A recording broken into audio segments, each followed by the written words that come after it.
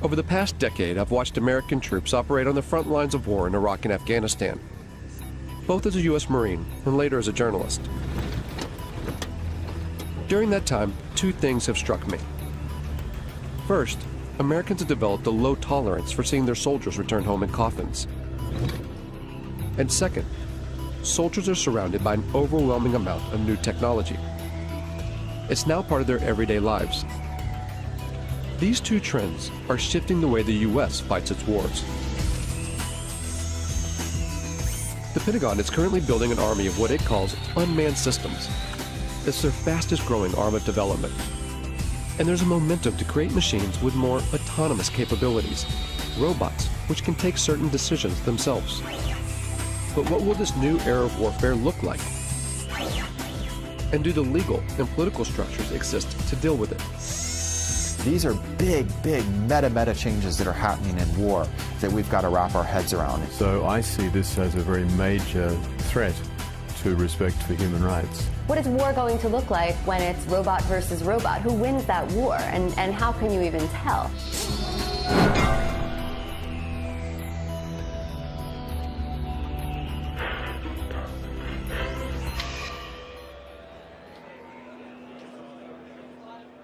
This is the largest gathering of robotics companies in the world. It's organized by AUVSI, the Association of Unmanned Vehicle Systems International. So these are successfully used in operations at the reactors. Hundreds of private corporations and university researchers are here to show off their latest cutting-edge inventions. And so there's things that we can actually pick up with the gripper, use them to defuse a bomb, and then put them back. They're all either selling their products or soliciting funds for their projects. And most of them are targeting a single customer with deep pockets, the U.S. military. This is an annual conference for the robotics industry in Washington, D.C. And years ago, this was a pretty small gathering. This year, there'll be over 7,000 attendees. It's an enormous business here now. It covers everything. You'd be surprised what you could find. Everything from unmanned boat ships, submarines, to armed drone helicopters. And just the air portion of the robotics or unmanned industries this year will be worth $7 billion. In 2009, the U.S. Defense Department earmarked $18 billion over 5 years for the development of unmanned systems. This boom in military robotics comes off the back of the so-called global war on terror. The wars in Iraq and Afghanistan, along with lethal action in Pakistan and Libya, have created a political and strategic space for unmanned robotic systems. It's not a situation where you're in these big, formation operations or fights. You're dealing with very explosive, very spontaneous events. So you need something that's watching all the time and something that's very adaptable to be able to move from one location to another very quickly. The U.S. Air Force is presently training more unmanned systems operators than it's training manned fighter plane and manned bomber plane pilots put together. But that actually makes perfect sense because they're actually buying more unmanned systems than they're buying manned fighter planes or manned bomber planes. The number of drones in use by the U.S. military has surged from a handful in 2001 to over 7,000 today, and the number of ground robots has shot from 0 to 12,000.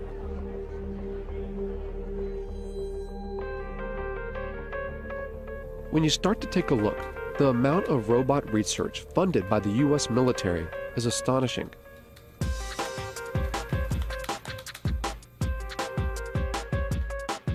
Fault Lines put in more than 100 requests and follow-ups to the Pentagon, military contractors, private robotics companies, and university research labs. But gaining access to see how these tax dollars are put into use isn't easy. When we could actually get a response, it was almost always a firm no. After several months of chasing, only a handful agreed to allow us to film.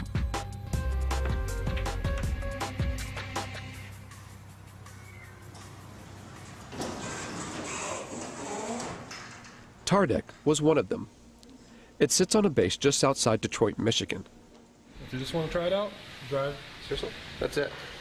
An Army research facility from World War II. It used to build tanks. Wow, look at that. Now much of their work is dedicated to robotic technology. What we're looking at here at TARDAC is unstructured environments.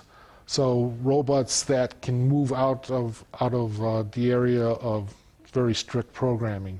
So one of the ways of doing that is through teleoperation. So we have, it's not the classic robot, it's somebody actually controlling something. It's not a remote controlled car because it's doing it through a TV set. All the robots here are collaborations between TARDAC and private companies or university labs, or both. Companies like iRobot in Bedford, Massachusetts. This is the home of the PackBot, one of the first ground-based robots the U.S. military adopted after 9/11. Thousands are being used in Iraq and Afghanistan to defuse improvised explosive devices, or IEDs. The old way of doing business was to ask an individual, our sons, our daughters, our brothers, our sisters, to mount up one of those heavy, cumbersome, hot bomb suits and literally to waddle out to go face to face with an IED. Today, we do that at distance, and we do it virtually via a robot. Much, much better way to do business. So the interesting thing about this one is light. It weighs about 5 pounds or so. And here's what the military wanted. A robot that you could throw, say over a wall or something, and then look, it rights itself. And now you can see over that wall with the cameras on that robot. With video game-like controllers, soldiers can guide recon robots like this one to see over walls or defuse bombs. These ground-based robots add a buffer between the soldiers that use them and a potential threat, whether it's a bomb or a human enemy. But technology designed to save lives can be easily modified to kill. The step between putting a laser beam on someone's forehead, it's not a technological leap to then putting a bullet in their forehead. It's actually a legal, political question. We feel strongly and ethically that there has to be a man in the loop. If you look at the history of any military technology, it typically starts in reconnaissance, then becomes frustrated that you see bad happenings but can't deal with them, and it evolves to strike. Really, the technology will happen. It's how we're going to deal with that technology. While the idea of arming ground robots still seems taboo, in the air, it's a line that has long been crossed. At a Utah Army testing facility, the military has invited members of the media to a display of its unmanned aerial systems. We're going to showcase that entire package for you here today in a way that I think is going to really resonate with you once you see what's inside and behind the curtain. It's the largest drone demonstration the U.S. Defense Department has ever allowed to be filmed. As the drones fly overhead, journalists watch the mock operation from inside a hangar. From 7,000 meters in the air, the Gray Eagle hunts its target. 8-9, Overlord Maine. Maintain eyes on that truck. It's estimated that the Pentagon will invest nearly $37 billion toward drone development through 2020, advancing unmanned systems more than piloted aircraft. Oh, I think it's fundamentally changed warfare. I think it's fundamentally changed the way we operate.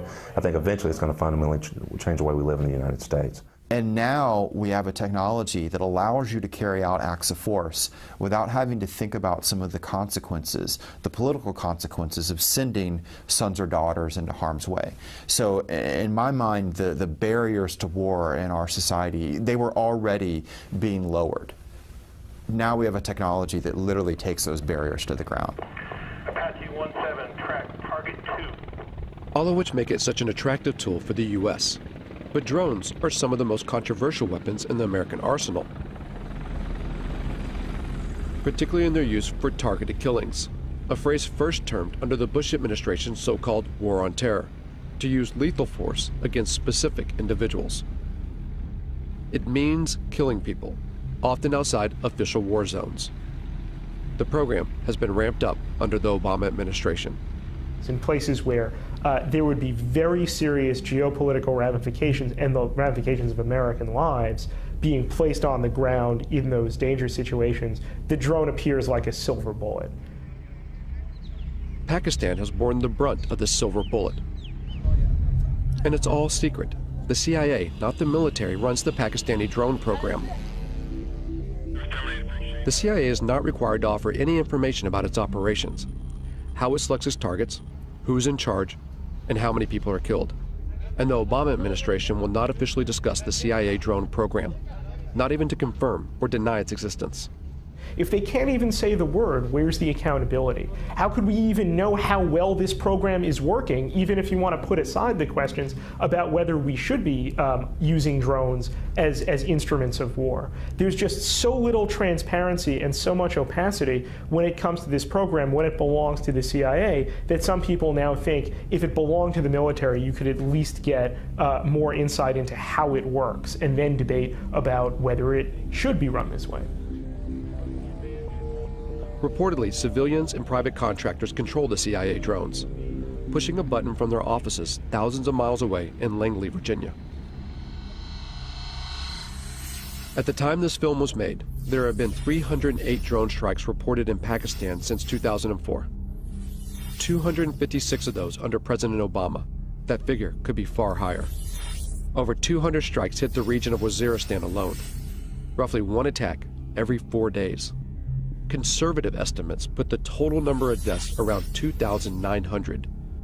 Of those, over 750 were civilians, including 175 children. And at least 1,100 people have been injured. The CIA and the Obama administration have extended these strikes to Yemen and Somalia, and according to recent U.S. diplomatic cables released by WikiLeaks, the United States is building secret drone bases in places like Ethiopia and the Seychelles, an indication that Washington wants to increase surveillance and strikes in the region. At least a dozen strikes have been carried out in Yemen, one of which in late September killed Anwar al-Awlaki, an American-born imam with alleged ties to al-Qaeda.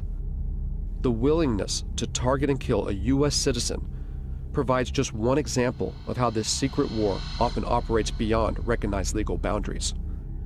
If an intelligence operation carries out an airstrike that goes awry, that accidentally kills civilians, that violates the rules of engagement, there's not a court-martial process set up for that. There is, in my view, at the end of the day, no accountability for what is going on now. Philip Alston spent 6 years studying the legality of the U.S. drone program for the United Nations Human Rights Council. The congressional committees have, as far as anyone knows, never exercised oversight in any specific way in relation to these killings. He says that the American government's justification for the strikes, self-defense in response to 9/11, even now, 10 years later, is a manipulation of the international laws governing conflict. Now, in terms of international law, that represents a fundamental breakdown in what are called the rules on the use of force. It would enable the United States to use force against any target, any country, any time. Following 9/11, Congress passed a resolution called the Authorization for Use of Military Force, or AUMF. It allows the U.S. president to use military force anywhere against people believed to be responsible for 9/11. And when the Obama administration has been asked, what authorities do you possess to go, into Yemen, to go into Somalia, even, outside Afghanistan into Pakistan, for the purposes of attacking people that you say are aligned with al-Qaeda, they use the AUMF. I think the U.S. is certainly risking setting itself up for a significant global backlash against its extension of power extraterritorially. But the bigger problem, of course, is other states saying, well, this is the norm. You do it. Why shouldn't we do it? The UN Human Rights Council has taken no action to further investigate the legality of the U.S. drone program. While the U.S. continues to expand the program, 45 other nations are working on their own drones, many being sold on the open market. In the rush to churn out robotic military systems, who buys these technologies and how they're used has minimal international oversight. In short, the law is not keeping up with the pace of development. You know, technology doesn't stop, and that's, I think, one thing that people need to realize is that it's accelerating ever faster, not just in the number that we're using it, but how advanced it is. The accelerated pace of development is such that it is inevitable that we are creating machines that are going to be able to do things we cannot currently conceive of them doing. I think if the United States were serious, part of this major program to, if you want to create a word, to robotize its war-making functions, would be to build in various safeguards designed to ensure respect for the laws of war. There has been a mad dash for advancement with very little consideration for how that advancement will play out against human society. And Rita J. King is a futurist who studies the potential dangers that technological advances in robotics and artificial intelligence can bring. Within the United States, you have the military, and then you have, private business, and you have universities. So all these different groups are doing their own research and their own creations at different paces. And eventually there will be more of a coming together of these different aspects of the programming and the creations, and we will cross a line. In a university lab at Virginia Tech, Professor Dennis Hong and his students work on a robotic soccer team. The real thing is, if you want to use these robots outside the lab in real life doing real work, then without all the skills needed to playing soccer, it won't happen. So it's a really good controlled competition where we can develop all the technologies needed for robots to be used in real life. Virginia Tech's funding comes from a variety of sources. These robots are part of a project sponsored by the National Science Foundation. But they also take on projects financed by the U.S. military. So as a research lab, the technology we develop, we want the society to be using our technology. Of course, many of our robotics projects, most of them, if not all of them, are to help the society. But here they recognize that a technology's ultimate use is unpredictable. Time to time, as a group, we sit down and discuss about these kind of problems. Mainly, it's very sensitive, especially for when we work on military-funded projects and those kind of things. But many times, we don't have any control once it leaves our hands. However, that's true for any technologies, any science besides robotics as well. It's hard to put a timeline on how fast robots and artificial intelligence will develop. But almost everyone we spoke to seemed to believe that in just a few decades, the robots that will exist in our world will be unrecognizable by today's standards. I think the probability is virtually one, a certainty, that machines will be as intelligent as people, that we will have intelligent robots, that robots will be ubiquitous. So then the consensus of people in the industry is somewhere around 2025, 2030, and even if you were to say, oh, that's optimistic, so maybe it's 2050. Maybe some of us won't be around to see it, perhaps, but it's not that far in the future. It's not 1,000 years. It's not 500 years. It's certainly not never. When people say machines will never be as smart as people, never is a very long time. The robots that we create could, of course, eventually will become much smarter than we are. And because they're smarter than us, we won't be able to conceive of how smart they are. And we'll have no control over that. And I don't think our brains are really equipped to accept the enormity of what that means, because we do find ourselves intelligent now. Science fiction stories have always made predictions about conflict between machines and people. The way to avoid that is for humans to always be at least as intelligent as their machines. While we may not know exactly if or when robots will become as intelligent as humans, at AUVSI, the talk of autonomy, of military robots taking more decisions by themselves, is growing. Work on the next generation of autonomy, maybe before it's really needed, to show where it can go.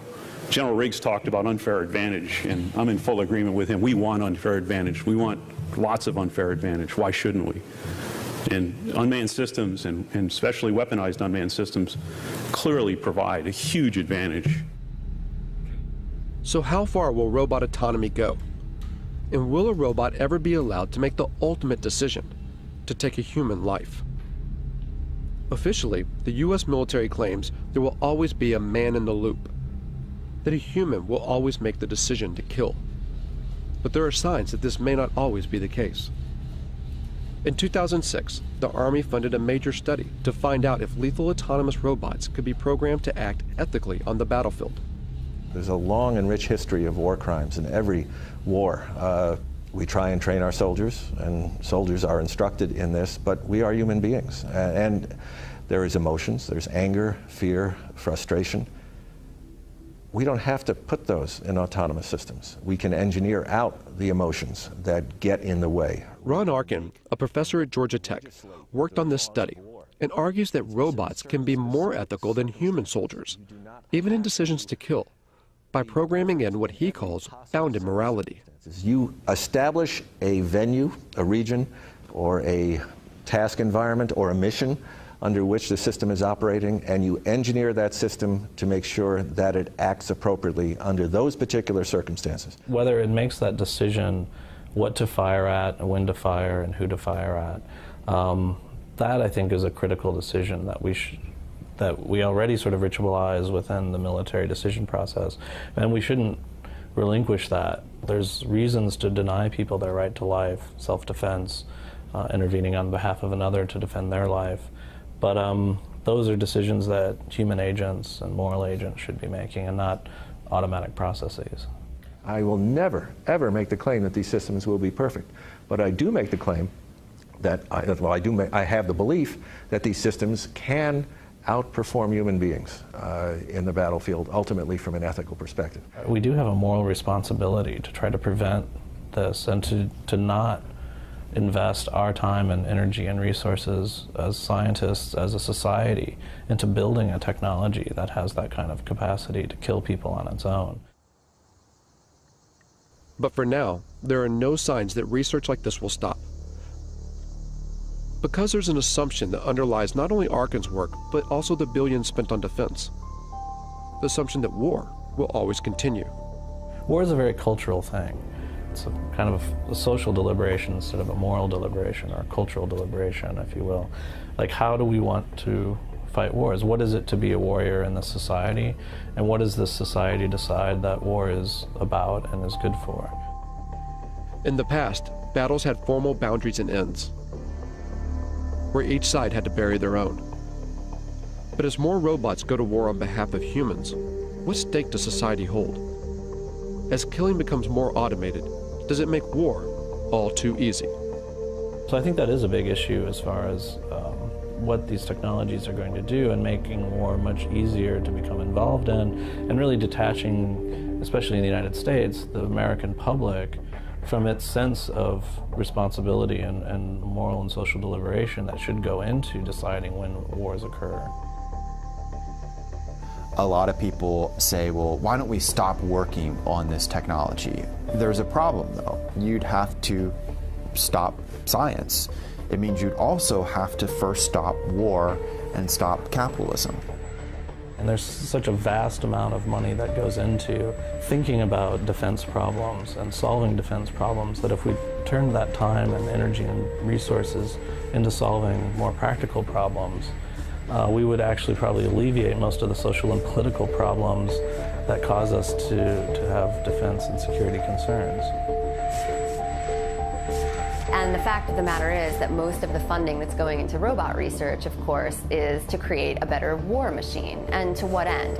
It demonstrates how far we are from the sort of intelligence we need to build robots that can help us instead of hurt us.